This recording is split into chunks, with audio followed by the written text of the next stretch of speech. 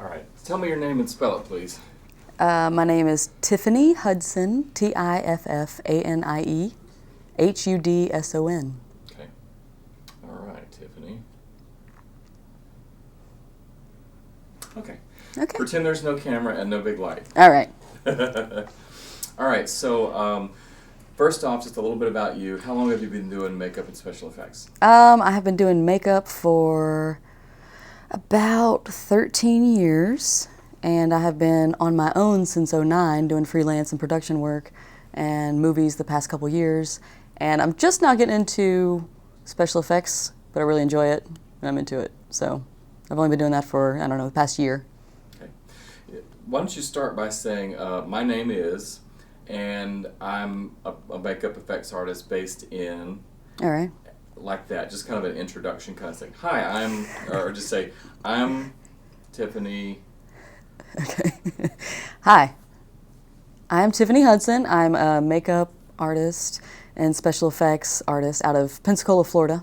And I've been doing special effects or makeup for 13 years. Perfect. All right, now start over and do it again. God damn it. We'll just get that one knocked out. And then Okay. Okay, go ahead.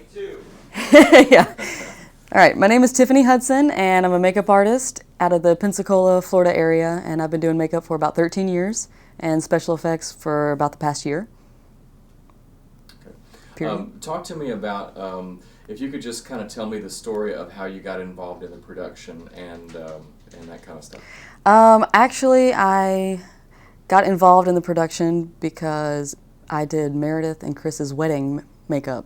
So she hired me to do the makeup for her wedding, and then ever since then we kind of were instant friends, and so we kept in contact over the internet and whatnot, kept up with each other, and so when she was doing this job, I'm the first person she thought of for makeup. So Perfect.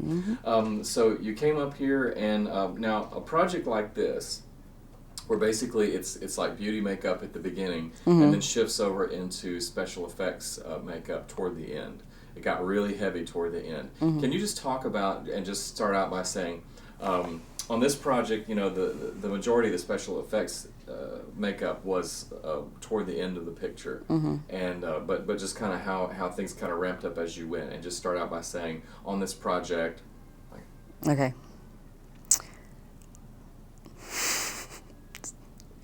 Tell me some more. Do it again. Do it again. Yeah, take two. Okay. Tell me about your job and how your duties increased as the production went on. Okay. On this production, right? Yeah. On this production, it started with a lot of beauty, kind of natural makeup, and then towards the end, it amped up. What are you looking for, John? I'm looking for an overview of your job. Okay. Okay, like your workload, the kind of stuff you were doing at the beginning, toward the middle, and then toward the end. Okay. Okay. And then I'll ask you specific questions about the special effects stuff. But basically, I just want to give you a chance to kind of give me, as the department head. Yeah. You were responsible for overseeing the makeup on all the production, and that included the people who came in toward the end and everybody else that worked with you. So, just as a department head. And can you put your arm back the way it was? Okay, thanks, because it was hiding the wire. Oh. Yeah. And just tell me, say, as the department head of makeup and special effects. Okay. The production. I gotcha. Yeah. Okay. All right. Okay. On this production, I was the makeup department head, and in the beginning, it was a lot of beauty makeup, a lot of, normal everyday makeup, and then I would say the last week of production, it really amped up, and we had to do a lot of special effects, and I had to make fingers and make monsters, and it was awesome. That was perfect. That was exactly the kind of thing I was looking for. Okay, so now let's go with each individual creature that you dealt with. Talk about Victoria first. I want you to describe what you did with Victoria and the extent of it. Okay. With Victoria, who played the Countess, the first thing I probably did was make her elongated fingers, and that took probably a day or so to get, and I molded another girl on set, molded her fingers, and then put Victoria's inside so that they would make finger gloves, and painted them, and that was for the Countess. And then for her actual shooting days, we put some awesome contacts in her eyes and painted her up like a snake. She was kind of like a reptilian demon, if you will. All right, and that's great. Now, talk about Al Snow. Al Snow, Al Snow's was probably...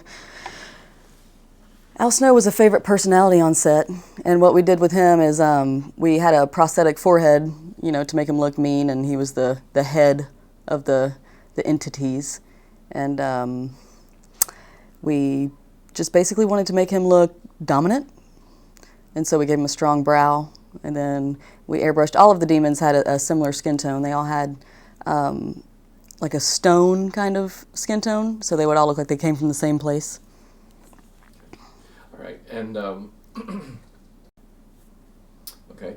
Now, the other entities, the folks that came in from the Creature Corps, got those guys going, and then you kind of did the finalization. Can you describe that process and say, toward the end of the shoot, we had some members from Rob Kurtzman's Creature Corps come in, and they did, they did some prosthetic work, and then we did last looks on them and tweaked them until we got them to look like... Yeah. And I'll just tell you that in the interview I did with Chris Majors, he definitely emphasized you guys over that group. And so I want you to, in your interview, I want you to back that up and just go ahead and say, they came in, the Creature Corps, members of the Creature Corps came in from Robert Kurtzman's Creature Corps, and then we... did initial prosthetics and then sent them up to us for the finishing touches. Yeah, Meredith, Chris, and I we've been communicating for several months about what they were looking for in their creatures. And so I think I had a good understanding of that. And then, so we took on basically the main ones, the Man in Black, the Countess, and Jackhammer, who was probably my favorite. But can we do that one more time? Yeah. Okay. I'm hearing the door, sorry. Can you just start out by saying, Stacy Lockhart and I worked on the main characters. Yeah. Okay, go. Stacy Lockhart and I worked on the main creatures of this film. Can you say that one more time? Stacy Lockhart. Yeah. Okay. Stacy Lockhart and I worked on the main creatures of the film, which were the Countess, the Jackhammer, and of course the Man in Black. And we basically got with Chris and Meredith and got an understanding of what they wanted the theme to be with all the demons, and we took on them. And then we had Robert Kurtzman's crew come in, and they helped with basically there were 7 demons, so they helped with the other 5 or 4, and So they did prosthetic work and initial work, and then sent them up to you guys. Kind of. They were kind of in charge. The first night they were there, I would say that they hadn't been around Meredith and Chris as long as we have, and they didn't know exactly what they were looking for. So they did great, and they got the demons taken care of. But there was a couple tweaks we had to do just to better encompass Meredith and Chris's vision. To make everything match. To make everything match, and just to make it better. Just say, you worked in collaboration and everybody, chipped in to make them look as good as possible. Yeah. Something like that. Okay. We collaborated with Robert Kurtzman's... One more time. We collaborated with Robert Kurtzman's Creature Corps, and they came in... Creature Corps. I don't know what is it? What is it? Creature Corps. Creature Corps? Yeah. Not corpse. It's not corpse? It looks like corpse. Are you sure? They might have been corpses, I don't know. We collaborated with Robert Kurtzman Creature Corps, and they came in for the last 2 days of the shoot, and they helped with all the entities, because we had 7. And so Stacy Lockhart and I were in charge of the 3 main ones, the Countess, the Man in Black, and Jackhammer. And they helped out with creating special effects and prosthetics for the others, and then just to better unify all of them, we kind of took a last look and made little tweaks so that they all, match, look like they were from the same place. That was perfect. Okay. Good. Okay. I never stop until I get the perfect bite. Okay. All right. Talk about Jackhammer, because he is one of the creepiest looking dudes. well, we don't want to say No, that. I mean not the person. But you know, the whole character. yeah. Jack Hammer was probably my favorite just by looks because already Jason Wixom already has such an interesting look anyway, and so he was perfect for the role. And we made him kind of a jester influenced character. Basically waxed his eyebrows down, gave him the bigger jester eyebrows and the mouth, and he was my favorite. And just in looking at all of the creatures and the effects that you did, can you just talk about in general, kind of wrap us up here and just talk about just the horrific, how the combination of all the creatures together and their weirdnesses. Talk about what? Go again. Summarize the 7 entities and what you thought about them and how you think they turned out. Okay. I thought the 7 entities turned out great. I'm really happy with everything. I'm happy with Robert Kurtzman's people did a great job. They were a humongous help, and they had a couple gags that they chipped in on. And as a whole, I think everybody looked really good together. And I think that the realm, the in-between realm world, I don't know, I couldn't be happier. I think everything looked really good, and it photographed well, and everybody looked like demons.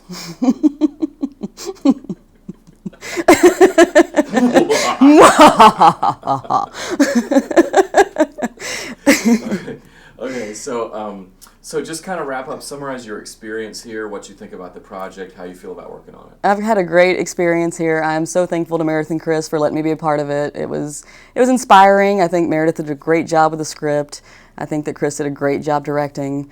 I really enjoyed every minute of it. I'm completely proud of them, and I think they're going to have a really great movie. And I think that it's a unique storyline, and it was artistic, and it was tasteful, and I liked it a lot. That was excellent. Perfect. Thank you very much. Let's get rolling here. All right.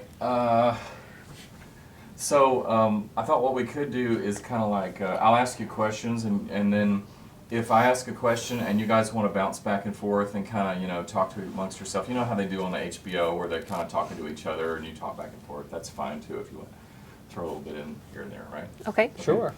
Okay, so first question is basically, let me address this to both of you, and if you would just start out by saying, maybe you want to start out and just start out by saying, at the beginning of this production, we had an idea, we had a dream, and we had a mission to make it happen. And hold on, your mic fell over. It's okay. Let me know, I can move it. Just make sure. All right, cool. I think I need to clip it a little bit differently. There we go. That's perfect. That'll work. All right. Great. Okay. So yeah, because of the way you're all sitting, let this be like you're talking to the audience. Like y'all are kind of presenting to the audience instead of a question-answer sort of thing. Mm-hmm. The first question the audience wants to know is, how did this thing happen? You want to start? Nope, you go ahead. Well, it started with Meredith writing the screenplay for the movie Lake Eerie, and it hit her one day. I remember when she called me, and I think she was on set in LA. She called me on her way home, maybe right after she finished work, and she said, "Hey, I got this great idea." She explained it to me, really liked the idea, and not long after that, she just got down, started taking some time off work, and just knocked it out. Just got the screenplay out as quick as possible, and it was great. It was just a really good screenplay based around the house that I spent summers in, so I, of course, related to it very quickly. And again, the screenplay was great. We took that screenplay idea, the location we have, and we got a video shot on Indiegogo. We started through crowdfunding, and from crowdfunding, we met James, and that took it to a whole other level. Again, we had the screenplay, the idea, the location. Well, we actually met James through Al Snow because he had booked Al on another movie he was working on, not to, but James did help us a lot with our crowdfunding campaign because he's excellent with marketing and knowing how to brand something.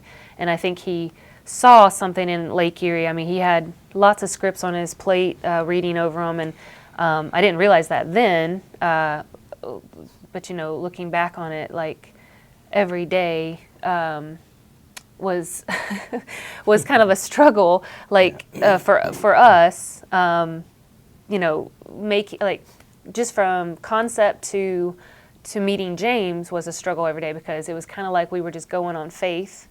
And like I read something Will Smith said, I think it was like if you have a dream, put every dime you have towards that dream, and every ambition, every effort towards that dream. Don't say, well, I'll do it tomorrow, or half-ass it, or but like I remember reading that, and then a friend of mine who we cast in the film, Victoria Johnstone, she said, Meredith, just do whatever you can to finish the script, because I have been writing for 10 years and I have never actually finished a script. I had a lot of half-done scripts, so I basically knew Will Smith was right, and I hadn't been putting 110% into my dream. So I stopped working for 3 weeks, and then I finished the script, and then Chris and I started our Indiegogo.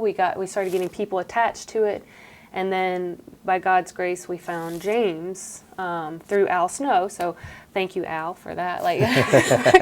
Because Al was kind of like the first who believed in. Oh, my hair. Oh, can you not? I'm sorry. No, that's fine. No. You're Was fine. my hair like? Just keep going. So sorry. No. Vanity, but no. But Al was kind of like the first person who believed in our project, and then it was cool because then James, I guess, had looked him up on IMDb, and I had already put Lake Eerie, because I didn't know what to do every day, but I put Lake Eerie 9 to 5. Well, probably longer than that. Probably 12-hour days. We were just anything with Lake Eerie. We would start our IMDb page. We started our website. We just started doing stuff, and then James saw Al Snow's IMDb, had Lake Eerie on it, and also Marilyn Gigliotti. Yep. Gigliotti. Sorry, Marilyn. I want to say your name incorrectly, but yeah. So it was really cool that James picked us and to enable our dream coming true, and we are a great team. We found out that we work really well together. Very good team. Yeah, and that is true. I get a lot of screenplays to look at all the time. And Al was working on a previous film with us, a horror comedy film that we just recently finished up before Lake Eerie. And I saw Lake Eerie. 2 E's, not one. So kind of caught my attention right then and there. And did some research, and then I found the Indiegogo page that y'all had. And by the time I got there, they already had an all-star cast. Everybody was lined up, and it looked really good. And so I contacted Chris and Meredith, and basically said, hey, let me take a look at the script. I want to see the screenplay, which is unusual because I do get a lot to look at, and sometimes whenever I have a certain feeling, where I personally want to check out the screenplay, then it's just a gut feeling that you always go with. And so I got in contact with them, and they sent me the screenplay, and I read it. I read it about 4 times, I think, before I got back with them. Mm-hmm. It was probably about a week and a half or 2 weeks before I got back with them, and I think Chris had emailed me just saying, hey, what's going on? We just want to make sure we haven't heard back from you. Are you still interested in this film? And yeah, and the answer was absolutely yes. Mm-hmm. It's just one of those screenplays that every once in a while comes along, and you read, and you visualize the film. And whenever you're done with it, it's like a story, but yet, gosh, it was just very, very well written. Oh, absolutely. Thank you, James. Oh, you're welcome, Meredith. It's a great story, and and then production itself has been also extraordinary. Very bizarre, because we've all been on many film sets, and we've all talked about this and how so many things go wrong usually, especially on that first day of production. Yeah. And everybody was looking around, because we basically had the best first day of production ever. And everybody was talking about it, and it was just bizarre. And that it wasn't we had a couple of little issues, but Little bumps in the road. but nothing compared to like what normal production goes through. Yeah, nothing serious. I mean, the crew, we all liked each other a lot. I mean, we all are going to miss each other. It's going to be really tough. Everybody has to go. But it just, and it was bizarre how everything just kind of like worked out. Like it was just like that 1964 Fairlane, you know, we needed an old car, and there was some miscommunication, and we were thinking, oh, well, we're not going to have an old car for that scene. And then 20 minutes before we did the scene, they pulled up. They showed up and basically pulled it in the garage right before Chris called action. And that's the way it sometimes goes. You know, sometimes there's that movie that just kind of comes along, or that production, and you know, it's just, you just know it's meant to be. It's going to be a good project. It's going to be a great film, and so far, you know, good fortune has been on our side throughout the entire production. You know, since day one, all the way till wrap, which we wrapped today. I know, we did. Congratulations on that. Congratulations to you. And like James has done so much for us, just taking a lot of all the weight off of our shoulders, like, so we could just focus on creative stuff, because I don't know how people do that. Like most executive producers don't even come to set, much less go pick up the star cast from the airport and you know, show them a good time, make sure that they're taken care of. Like our cast didn't want to leave, you know, like they all felt like family, and there may be Southerners too. Like Chris and I, we were talking about how James and I are very similar, just with our Southern hospitality. Yeah, but that's what I really like in James, and even Lance Henriksen talked about how, you know, the old Hollywood executive producers would do what James does, and you know, just goes above the norm, and helped Chris and I like do what we needed to do to make a good film, to direct and act and make sure the script was on key, and you know, we thank you so much for that. You know, and I thank y'all for giving me the opportunity to work with y'all on this film, because sometimes it's about believing, you know, in the film and the project, and the creativity, the creative forces behind it. And so, you know, from the moment, you know, that we started working on this together, I really knew, you know, from your script and, you know, from speaking with Chris, that we're very creative, very passionate about this, and it kind of drew me into the picture too, in a big way. In a way so much so that I chose to be here on set, you know, rather just sitting in some office somewhere and letting, you know, things work out that way. But no, yeah, so I was here to back y'all up. And you have 100%. Other projects on your plate as well, which never showed, and you know, it just seemed like everybody too was like, all the crew was just 100%, because usually there's one slacker on the crew, and it just seemed like everybody really believes in this story, and I thank God every day for this dream come true, and because there's so many people who want this, you know, and we were blessed enough to be able to experience it. So like, no matter what happens from here on out, I'm just so grateful for this experience, and it's almost like we're spoiled, because it may not ever be this good, you know, just as far as like we had some of the best weather, like, because we were preparing for, as Anna Mine would say, which one of our actresses, as well as our script supervisor, she said she was preparing for Siberian weather. She had her huge coats, and then we had like 75, 80 degree weather for up until the point where one of our actresses had to get in the water, and then that very next day it like dropped 20 degrees, and it was bizarre. And some of the like Eerie skies, just perfect for the storyline, and yeah, we were just really blessed. The film gods have been on our side. The film gods. Since the beginning. Absolutely. But Chris has been a great director.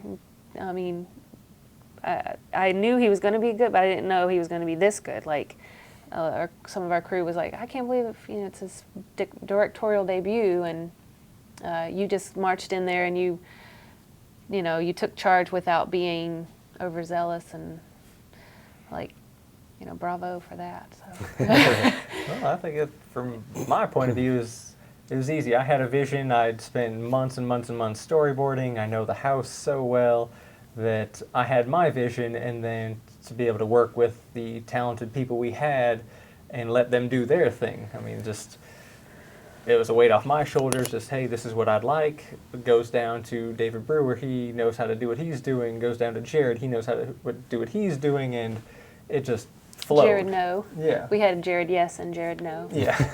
And it just flowed. Everyone knew what they were doing, everyone was on point, and it just, that's what makes a good project great, is to have everyone knowing what they're doing, knowing how to do it, doing it efficiently, and having passion toward the project in general. Mm-hmm.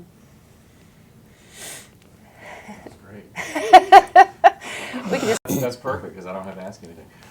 If you want to just kind of talk about if there are anything in any of your minds that stick out as just moments where you realize that you had something really special on your hands, you know, moments where you kind of took a step back and thought, wow, this is really amazing. You know, anything like that ever come up if y'all want to discuss amongst yourselves? I can say my big moment of just kind of like a wow moment for me was when we did the barn scene. It was a night scene. It was, I think, the first location other than the house that we filmed at. So the house, you know, I knew I spent many years in growing up, so that I kind of knew. So having people around that house, directing people around the house is pretty comfortable for me.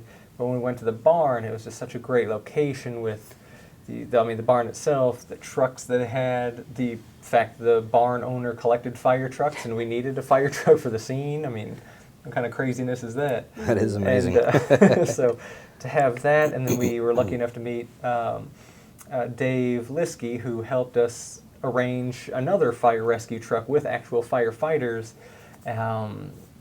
for the scene. It was just incredible. We didn't have to hire actors and tell them how to roll a gurney, tell them how to load it, or just any of the procedural kind of things. We had the real professionals there helping us make the best scene possible. And when I was just kind of directing Sharif, our first AD, where to back up the fire truck, one of the fire trucks, it just hit me like, wow, you know, I've got this amazing location, these amazing people involved, and I get to direct it or piece it how I'd like to see. And for me, that was just a wow moment. And then it looked like $1 million production. with It's $1 million production with the shots, with everything we have. And then for Meredith as well, I think it was a standout moment for her acting wise. It was actually. And You it was read just my mind. To combine both of those aspects was incredible. Well, I'll just connect with that because as an actor, Chris and I, actress, we were talking about that scene because it's a dramatic scene where Kate, my character, loses her husband, and we were talking. You know, I had studied theater. I've been an actress for 12, 13 years, and you know, it was always my dream to star in a feature film, and I wrote this character for myself, but when we talked about this scene, I knew it was going to be a difficult scene for me. It was a complex scene, a lot of emotion, and Chris was like, you know, just if you can't get there, you know, don't. Not that he didn't believe in me, because I think he did. It was just. Of course, I believed. Yeah, but I had to step away from everybody because there was a big crowd of people, of the locals and everything, and I got in the car and again I was meditating and I was praying and I was getting ready for the scene, and it's always nice to surprise yourself as an artist and as a person, a human being, and I remember after I finished that scene and I nailed it, I did what I had set out to do for that scene. I was like an aha moment, like I did that and nobody can ever take that away from me. And I just saw everybody, all the crew's faces, like something changed in them, because Kate, my character, had just kind of been like a monotone, you know, she'd, all the other scenes, I hadn't really had any range, and that definitely showed my range, and it was just like, it was change on set too, like everybody started respecting me more, like, oh man. Even one of the the barn owner, one of the ladies, she came out and she said, I had to tell my son that you were fake crying, and I looked over and you were really crying, weren't you? And I said, yes, I was. I was really crying. I really experienced what my character experienced, and it was crazy because the next day I did feel like I had lost somebody. I'd physically lost somebody. So I kind of method acting there, but again, I feel very satisfied with that night as an actor. So, yeah. And to play off of that, what excited me about this is probably Meredith's ability to act, because she's so naturally talented, behind the camera, that it's not even acting, per se. And then when you bring in Lance Henriksen into the picture, Meredith and Lance had such an amazing connection. They were, I felt like they he was were my their dad. characters. Yeah, I mean, he was your dad and you were his daughter, and there was no acting involved at No. all. We even It was looked just, alike. It was weird. natural, just 100%. And then Lance Henriksen himself has a saying, with films, because he really, and Lance is a guy who gets tons and tons upon tons of screenplays in front of him every month, and then he really has to narrow it down and take something that he's going to connect to, and it all goes back to your original written concept here, because that's how good you did and that's how good this film is. And so with Lance letting me know that this was the project that he picked, and he's going to make it his own whenever he came on, it goes back to that saying he has, the last thing that he wants to do is to be caught acting. And so that was like a good moment for me, is to see you and Lance interact with each other on camera, because gosh, it was amazing. Oh, that was a master acting class working good. with him. You're gonna have to hit play and fast forward, chapter select, Yeah. see the scene we're talking about. Yeah. Her and Lance. I love those scenes with him. Yeah, it Those were so amazing. That was amazing. That's when I realized, for I guess one moment, that wow, we're doing the right thing here. This project is the right thing. Something special. And then on top of that, being a producer, it's my job to step back and look at a project and figure out just many different aspects besides creativity, the value of it and all the overall things, and it's just really been a blessing on this film, because we've had so many talented names in the industry who have become a part of this project.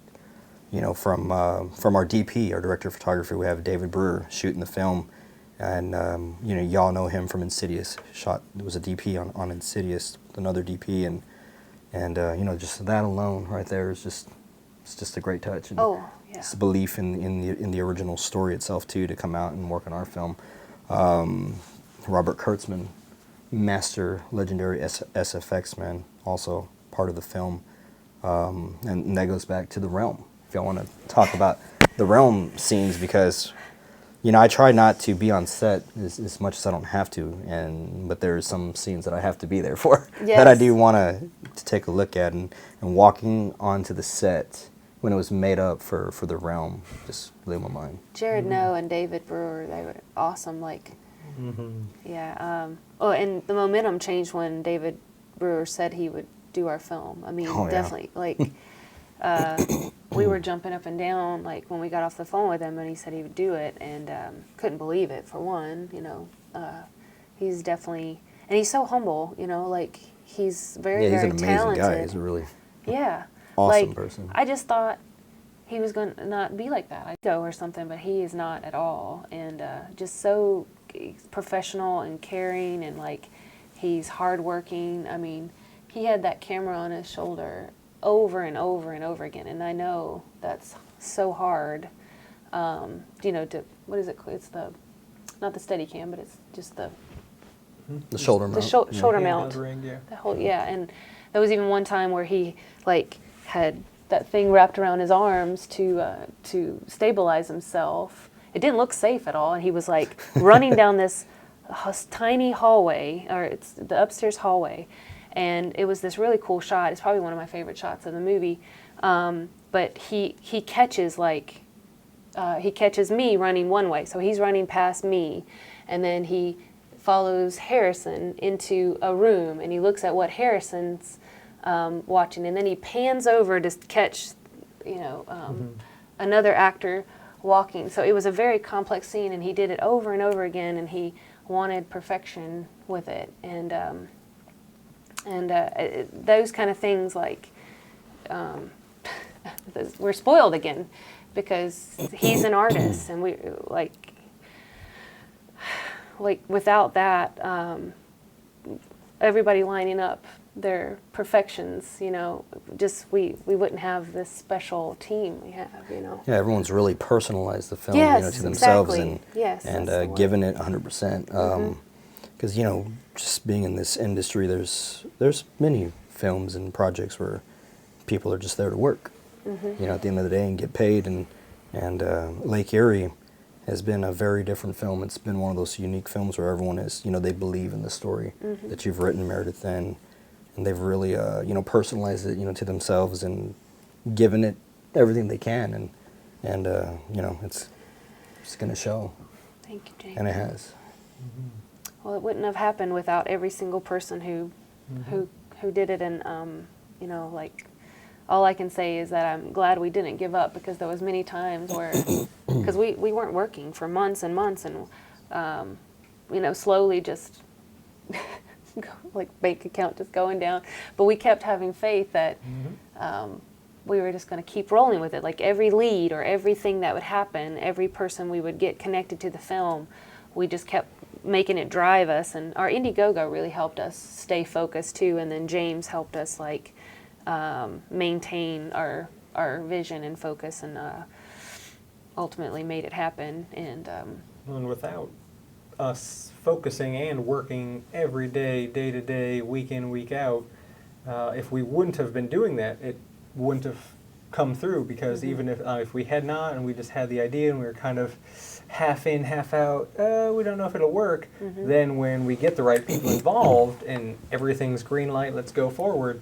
and we're like, oh, that's great, but we're not ready yet. And it was because we spent all that time and all that effort on the front side that once we got that green light, is just, you know, let's hit it full speed ahead. And we just assumed it was going to happen. Blind faith, Even as though- one of our friends said. You just have to have blind faith that it's going to work out, and we did. And you know, here we are. We're wrap day, and it turned out better than I know Meredith and I could have envisioned. It turned out much better. We couldn't be happier with it. Should we tell that mysterious story about the locket already, or should we not do that? I just find it It's up to you. interesting. I don't want to mess up too No, much of the story, but well. the locket has gone missing. Interesting. Yes. Wow. So I was like, wow, that's something kind of cool for trivia. Like, you know, I know there's, what is it? Oh, God. The girl with the TV, the famous Poltergeist, you know, there's so many, like, weird occurrences that happened on that set. And that's just one, I think that's so weird, that out of anything that went missing is the locket. It goes missing on the wrap day right after we wrapped the Interesting. movie. Though, yes, right after we wrapped. Maybe it never existed. Well, we were shooting in a haunted house. Maybe they kind of Took the it? ghosts just kind of gave up on us the last And day. we're and taking decided- something from you guys. We're taking, yeah. We're taking this. Exactly. They're gonna keep a memento. And why not the locket? Why Yeah. Al Snow said he had some app on his phone that catches EVPs, Oh, and that nice. he caught a couple of cool EVPs. And I was like, Al Snow's in there in his full makeup and Man in Black with his cloak on, his hood up, and he's doing EVPs with our makeup artist Stacy. And it was the funniest looking thing. And then she was like, I think they said company. I think it said company. And, you know, he's like, no, it didn't say company. They're arguing of what the ghost had said on his little app, and it was so funny looking. Well, yeah, the ghosts definitely were messing with our script supervisor, who is also yes. one of the lead characters in the film, Yes. Autumn, played by Anna Mine, and She got the scared. doors just kept slamming on her. Oh, she was phenomenal. Yeah, the doors kept slamming on her. They just would not not leave her that- alone. Not that pretty that's interesting. phenomenal, but as an actress, she's phenomenal. I learned so much, and backing up to that barn scene, she did help me a lot too with getting into that emotion. So I wanted to give her credit for that too. She's a great director. I'm hoping that we can enable her dreams one day, like, because I know she's going to be very successful. She is. Yeah, Well, let's wrap it up and Okay, go. sure. Wrap it up and just kind of last thoughts. Let's real let quick for James me. wrap- And just start and Let's start let James with wrap James it up. and go all the way down. How do you Okay. want to wrap it up? Just something quick. Just it was great to work on the project. Look forward to doing it again, or something like that. Just kind of put a bow on it. All right. And well, just to wrap it all up, it's been wonderful. It's been a great story, guys. Yeah. Congratulate on y'all. Be sure to look out for Lake Eerie. It's coming soon to a theater near you. Yeah, and I think that if you have a dream, go for it 110%, and don't back off. You're your own worst enemy, and don't let anybody tell you can't do something, because persistence pays off, is what I say, and I'm just so grateful, and I'll always be generous and grateful. I don't ever want to forget how I feel today, and know that there's no I in team. So, but it's so true when you're so grateful when this happens. It's amazing feeling. Yeah, it's absolutely a collaboration. No one can do it by themselves, of course not.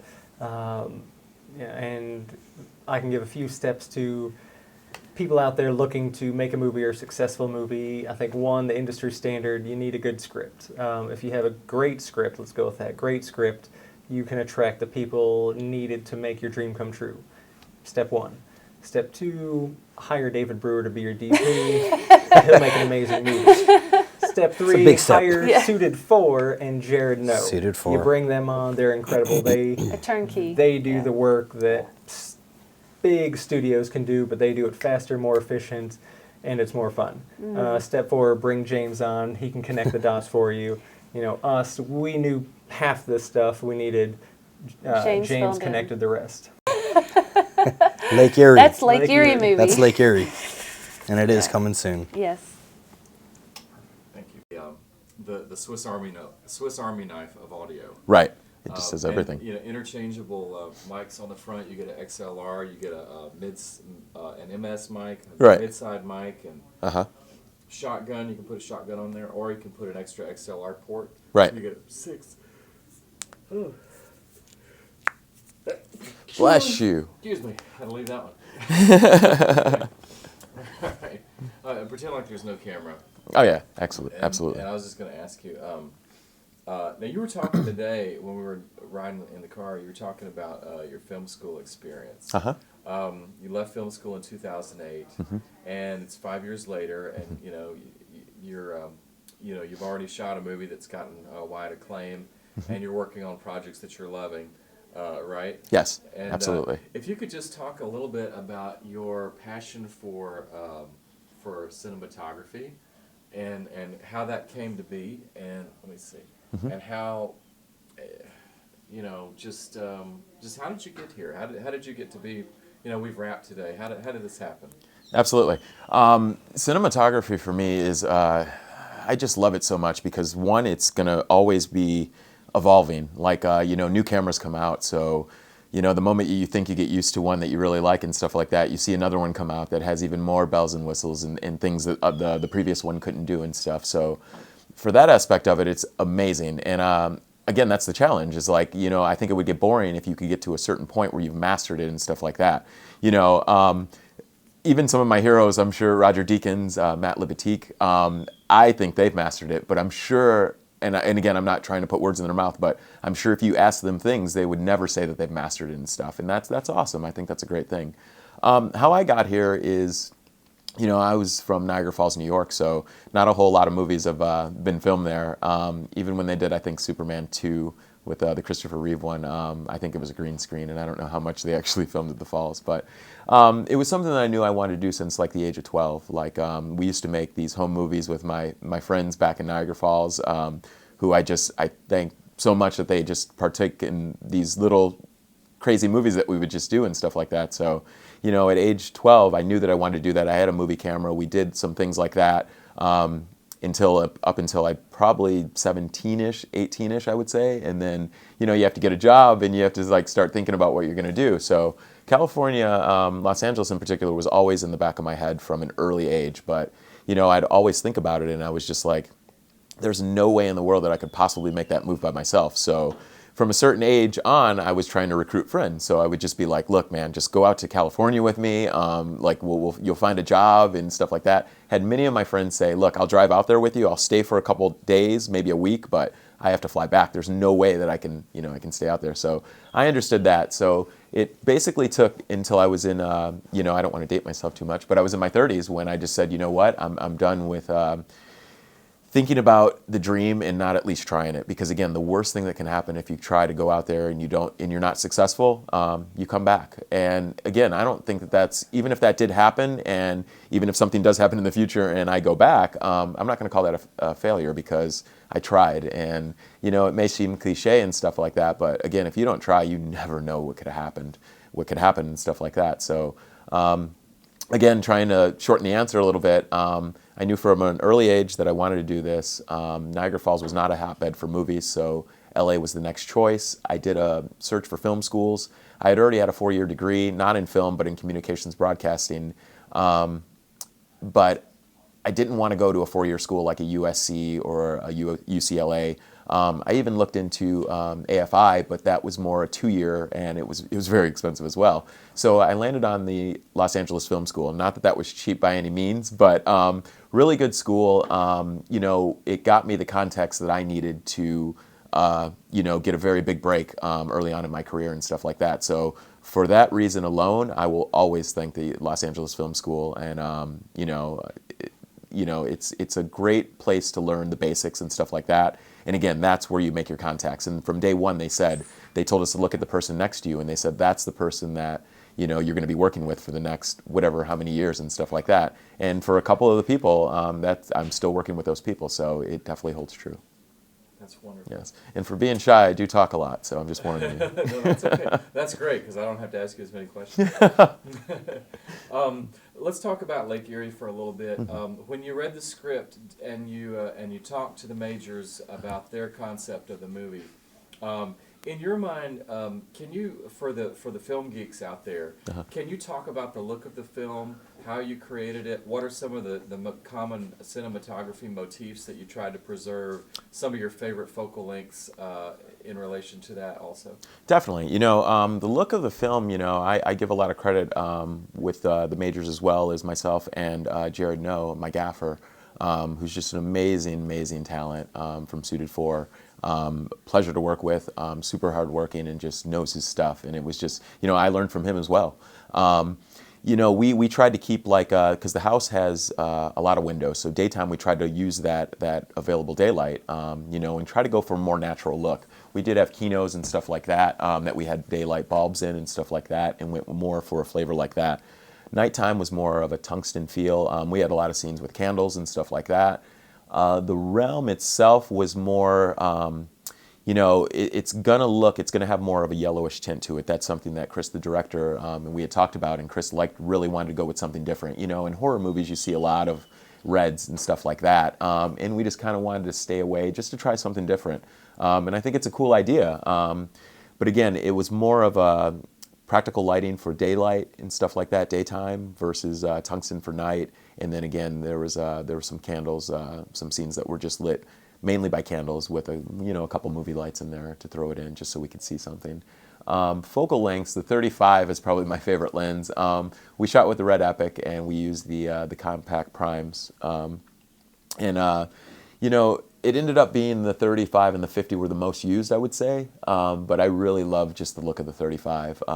Those lenses are really great. They're not the fastest lens. A couple of them, I think we had 3 that were 1.5, and then we had 2 that were 2.9 and stuff like that. So not too bad, but again, it gives a really nice look. Zeiss are you can't go wrong with Zeiss lenses and stuff like that. Okay, perfect. What were some of the physical challenges of shooting in a location that was so small and cramped? The hallways, the rooms, talk about that from a DP's perspective. Absolutely. Again, windows, that can be your biggest nightmare. Yep. Let me so I don't get the flashy warning light. Definitely. Okay, go ahead. Windows, that could be your worst nightmare. And again, we did run into some problems sometimes with reflections. Again, just trying to keep that light out sometimes. So that, I would say, in itself was the biggest challenge. And again, when the people watching this will have already seen the movie, you'll be able to tell that there were just tons and tons of windows and stuff like that. So again, for that problem, it became a savior in a way as well. When we did need it with the available lighting. And again, Jared's crew is just amazing, and they were able, to cut that light whenever we needed to, or, just have the right amount of light and stuff like that. The house, to me, wasn't too bad in terms of being a problem shooting in and stuff like that. I love the fact that it was a practical house. And again, the pictures and the video that I had saw before I came here did it no justice. It was awesome. Like, it was like walking into a time zone or a different time period and stuff like that. So again, I wouldn't say, we were in a closet and that was a little cramped and stuff like that. But again, I'm very claustrophobic and I didn't feel bad. So again, the closet was very long and stuff. It wasn't that wide, but again, it's a pretty big closet and stuff like that. So, I'm trying to think of anything else. Well, just in terms of handling the Red Epic, you shot a lot of handheld. Yes. How heavy was that rig in terms of just operation? And I know you were on sticks a lot also. Yeah. Well, the camera itself is probably, with everything on it, it's probably close to 40 pounds, I would say. I have some of my guys that think that it was closer to 50 and stuff like that, but I'm not that strong, so I'll say it's closer to 40. But I'm sorry, what was the second part? Basically, just how hard was it to shoot this movie? Just in terms of the physicality of the camera, because the Red Epic is a lot smaller than some movie cameras that you've worked with. Yes. But it's still a big rig. Absolutely. And again, once you build all that stuff on there, again, it's just adding and adding and adding more weight and stuff like that. So the body maybe is like that, but when you get the matte box and everything on there, you're expanding your batteries and stuff like that, your lenses and everything, obviously. Going really quick to we did do a lot of handheld, and then we did a lot of sticks and stuff like that. And the trick was to do more of I guess you would say a slow burn. So in the beginning, it's more of you're getting used to the character and the house and stuff like that. So it's meant to be a little slower and stuff until you get to more of the climax, where it's just like all these entities are coming out of nowhere and stuff and attacking the main character, Meredith, who plays Kate. So again, I think that it was a great mix of handheld versus sticks versus slider that we used a lot and stuff like that. Even some Steadicam and stuff that Jared did amazingly. But again, doing the handheld is really fun and stuff like that. And again, there's different degrees and stuff. You have your crazy handheld like Saving Private Ryan and stuff like that. I wouldn't say that we went as crazy as that, but there were times where it's moving around and stuff when the stuff's hitting the fan and stuff. So, yeah. Great.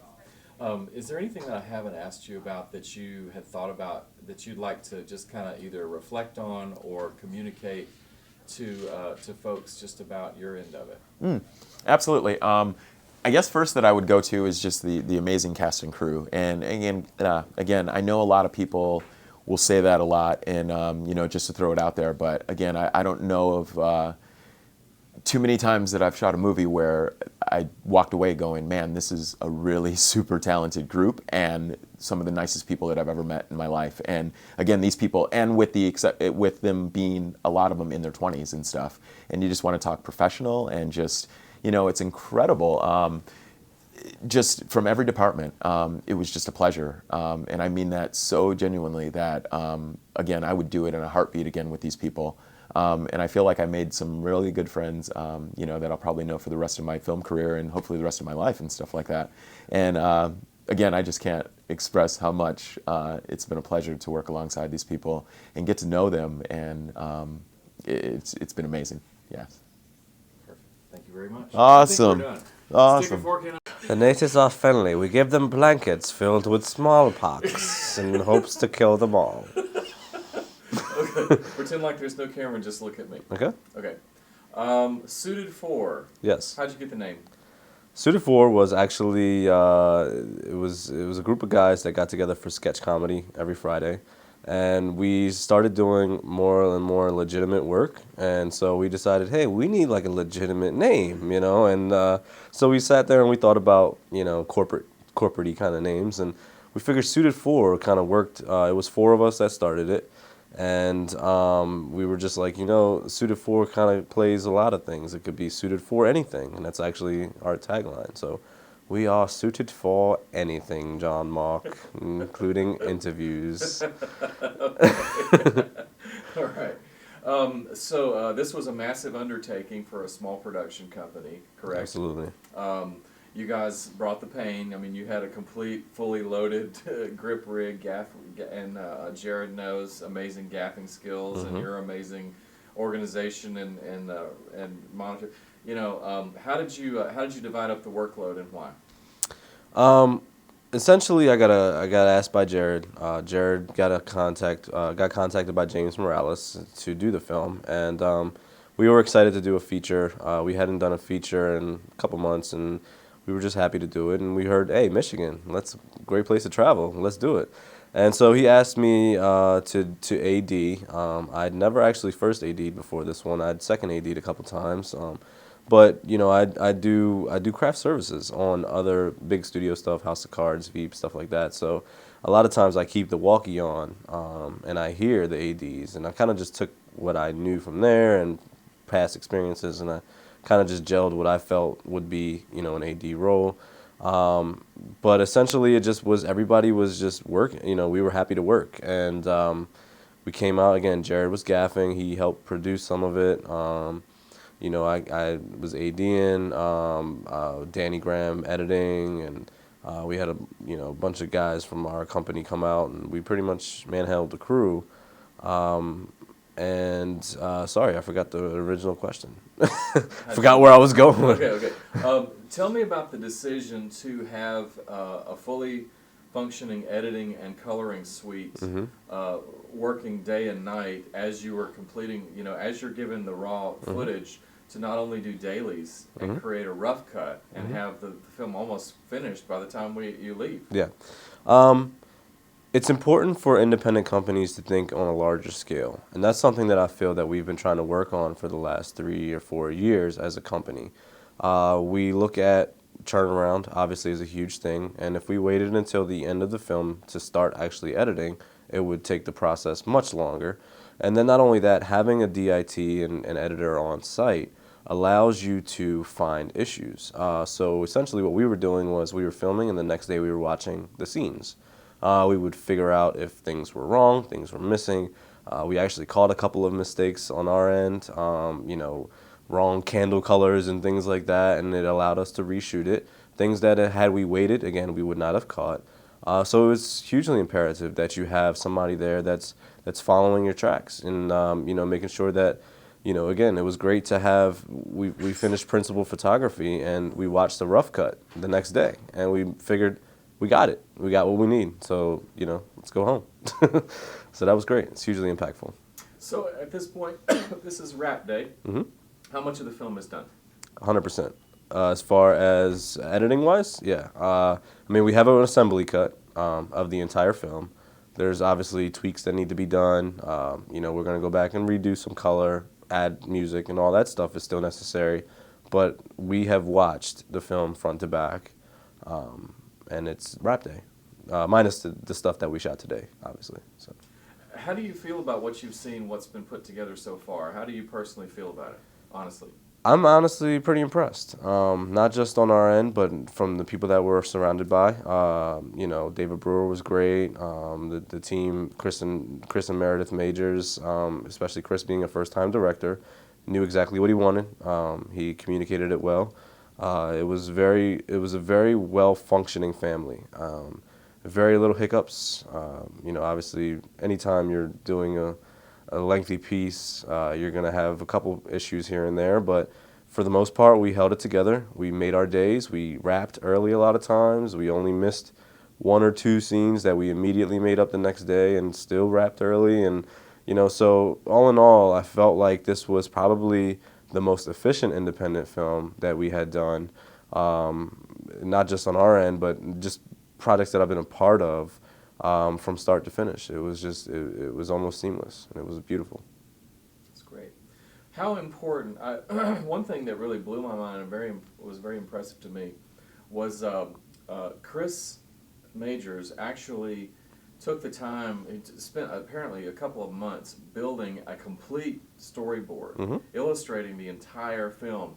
And I constantly saw him referencing that storyboard throughout the film. How important was that to the process and to making your job easier? It was hugely important. Again, not just for... Can you start your sentence by saying Absolutely. the storyboards that Chris Majors produced before the film ever started? Before we walked on the set, Chris Majors had an entire feature film storyboarded. And it makes a huge difference because there's no guessing. You're not walking onto set and figuring out what shots you want.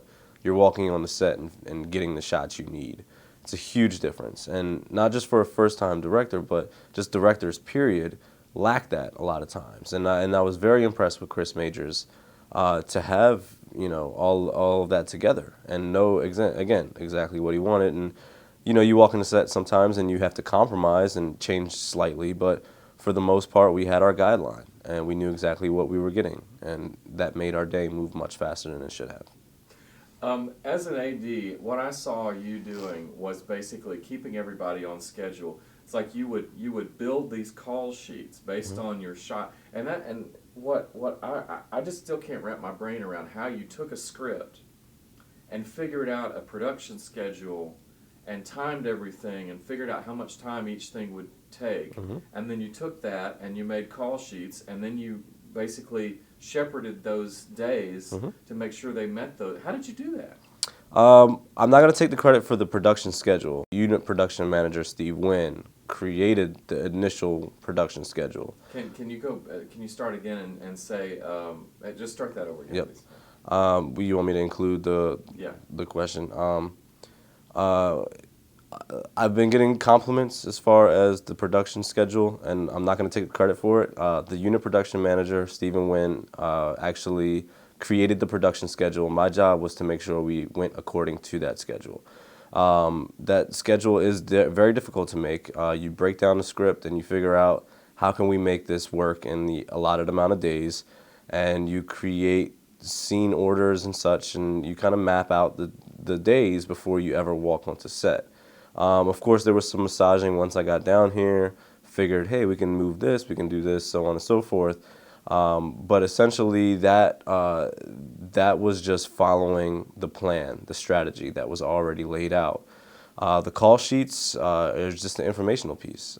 The goal for a call sheet and size is that anybody can pick that thing up and figure out exactly what's happening for the day without me having to explain it to everybody. Now, mind you, there is obviously slight explanations and things that change and so on and so forth, and people have to be aware of those.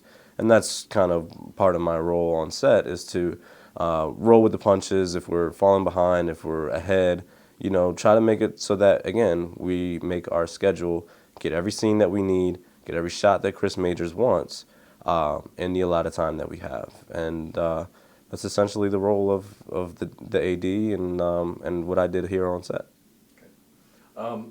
Is there anything that I haven't asked you about with regard to Suited For or the production that you'd like to mention or that you'd like to talk about? One thing I'd like to talk about is the amazing behind-the-scenes crew. They go very, very well behind the camera. You're just sitting there smiling at me right now, but honestly, you guys did a really great job. You were hidden. You guys got a lot of stuff, and you guys got B-roll for us and such when we were busy filming the principal photography, and it goes a long way to have a documentation of a crazy film like this, and to have, again, that on set and out of the way is hugely important, and I felt very key to the production. Another thing that I would just like to comment is, just everybody's diligence. As a team, I couldn't have asked for any more. I got a lot of compliments as far as being an AD on this set, and honestly, again, I would be wrong if I took the credit. The only reason that I looked good was because everybody did what they were supposed to do, and we made our days, we made our schedule. Everybody worked very hard, and we made the film in the time allotted, and we had a blast doing it. And, I enjoyed myself, and I think everybody else did as well. I was going to interview Kara about production design. Can you talk just in general about what the job that Kara and Anamine did as production designers, and just kind of give them a shout out, because I haven't really heard anybody specifically compliment them, and I think they did an incredible job. Production design is a hell of a job, and I'm glad I was not the one doing it. Kara and Anamine was doubling as script supervisor as well as played the role of Autumn, so she had her hands full. But Kara Tabor actually was the production designer. She was in charge of all the props, all the set decorations, and she did an excellent job, again, along with Anamine. It's really hard to keep track of a project, especially when you're shooting a film, because you're not shooting continuous order. Things change. You switch scenes over, things have to change in the room, which means that they have to keep track of what changed. And when we go from scene 9 to scene 46 back to scene 11, they have to make sure that that room matches in order to watch a film continuously. It is a hell of a job. It is very difficult, and I feel the young ladies did an excellent job with it, and they will probably never get the credit that they actually deserve. But, again, this is me saying that I was very impressed, and I feel that everybody on set was very impressed, and we did an excellent job. And again, watching the assembly edit, it flows. It flows as if we shot it continuously, which is exactly what their job was meant to happen, meant to make it seem like. So they did an excellent job. Tell me about what you think about the door? I was actually very impressed by the door that Kara and Anamine put together. They carved it, they painted it, they framed it, they did everything you could possibly do to it to make it look like a ancient golden door, and it played very well, in my opinion. And being an AD, I deal with all the departments, and I know how stressed out they were about that damn door. And to see it come to life, and to see it in play, and to see how well it turned out was a huge payoff, I feel, not just for them, but for the entire film. And it went a long way. That's about it. That's all I can think of. Cool. All Excellent. All right, great. I'm no Lance Henderson. All right, say your name and spell it, please. Kara Tabor, Kara Tabor. You are from where? I live currently in New York. Astoria, New York, actually. And you're originally from? I grew up about 20 minutes south of LaSalle, Michigan, Lambertville, Michigan. Just ignore the camera, look at me. Sorry. Okay. So just say, if you would, just start out by saying, my name is Kara Tabor, I'm the production designer on this film, and tell me how you feel about working on the project. And I look at you. Look at me. I'm over here. All right. Okay. My name is Kara Tabor, and I'm the production design on the film Lake Eerie. It's been very exciting and a really crazy thrill ride to work on Lake Eerie. It's been really fun. Okay. Now, is this the biggest project that you've ever done production design for? Yes. Okay. Yeah. And just if you could restate the question in your answer and just say, this project is the biggest. Got it. Yes. This project is the biggest production design I've done so far. So. Okay. Okay. Did you, now you and Anamine together located props for the film? Yes. Okay. What I'd like you to do is say that, that I and Anamine located the props for the film, and then when we got here to the set house, it was easy to integrate them into the set. And just talk about that. Just kind of establish that you picked out the props for the picture. Yeah. So when I was brought on for this project, my good friend Anamine was brought on for scripty, but I think she kind of knew when I was brought on as set designer that she would be my assistant. So we spent a lot of time talking on the phone and kind collaborating in our various cities, just trying to find, Egyptian artifacts and things that would kind of fit in it for the script before we left, instead of having to come and we were very lucky. And her being in Maryland, I think she had a lot better luck because I was in New York, and for some reason, Egyptian artifacts are a little scarce. So I found some of the other objects that were needed for the film, but she did a really good job locating some really cool stuff to place around the house that Harrison, picked up on his travels. And we were very lucky, when we got here to kind of integrate everything with the house. And the house had so many old, cool, dusty, little things with it that, putting our stuff together with it was very easy and kind of believable. So when we walked in, it was really like a dream because. If you don't mind, just watch Please. out for the mic. I'm sorry. That's okay. Let's start over Yeah. and just say, if you could just start this sentence and finish the sentence. Yes. Production design on Lake Erie was a dream because. Okay. Okay, and. Okay. All right, go ahead. So production design on Lake Erie was a dream because it was very easy to integrate the props that we. Hold on a second. We got people coming and going. David Brewer. Hey, that's okay. That's okay. Are you leaving? No. You guys can finish. Okay. Jared's coming in though out of the corner. Okay. All right. Production design on Lake Erie was a dream because. So production design on Lake Erie was a dream because having the props that we had coming into it, and then looking around at the house and being able to place everything, and having all the props that I found that felt like Harrison and his travels, and then being able to put it into this house that felt like Harrison, because the script was really written around this house. So being able to come in and see everything and play with everything and kind of have the permission to build off of the script and off of the house. It was really a lucky and beautiful collaboration. It was really awesome for me to come in and build his house, and integrate the travels with this family home, that was so beautiful and special and kind of a museum. What were some of your favorite things about the home that were already there? Can you reference, like maybe the mirror or the chandeliers or any of that stuff? What were some of your favorite? And you just started by saying some of my favorite aspects of the home as it already existed were.